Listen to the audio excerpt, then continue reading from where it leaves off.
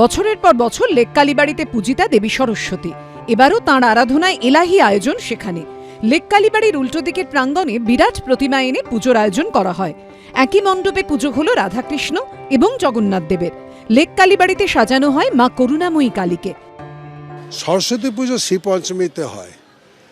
অন্যান্য জীবের সঙ্গে মানুষের একটা প্রধান পার্থক্য হচ্ছে তার ভাষা, সাহিত্য, কলা, বিদ্যা, যেগুলির অধীশ্বরী দেবী তমা সরস্বতী।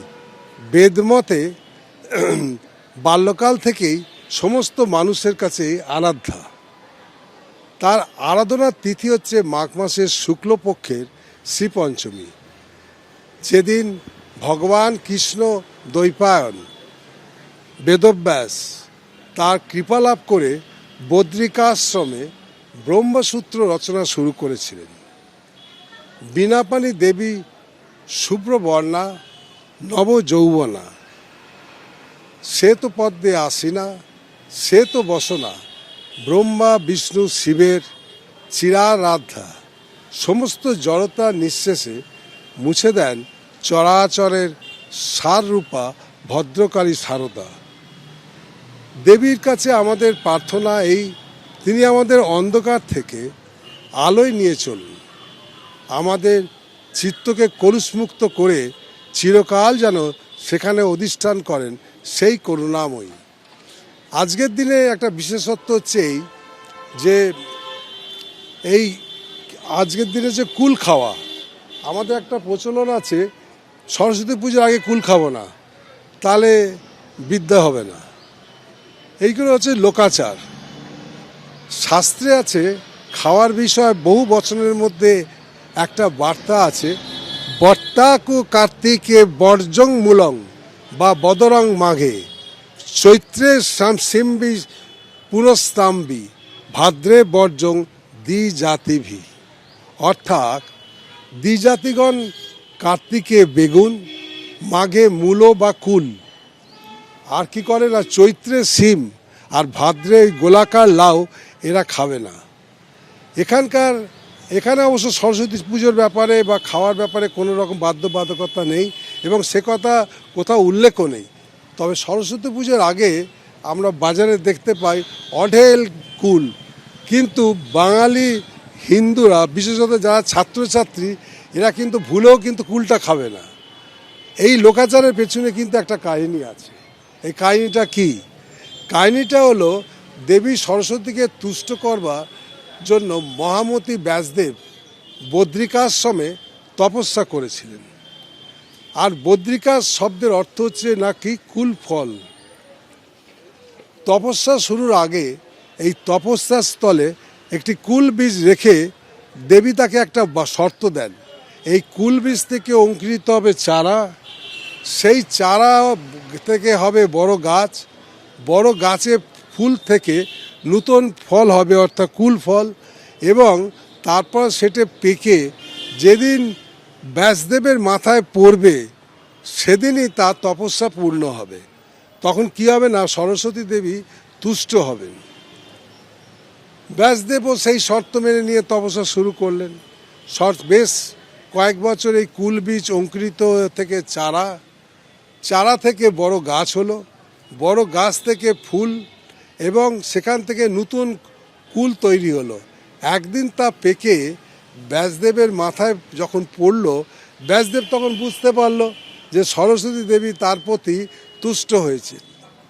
তখন তিনি কি করলেন, সেই তিথিটা ছিল পঞ্চমী, এই আজকের পঞ্চমী তিথি, যদিও এখন ষষ্ঠী পড়ে গেছে, পঞ্চমী গতকাল আরম্ভ হয়েছিল।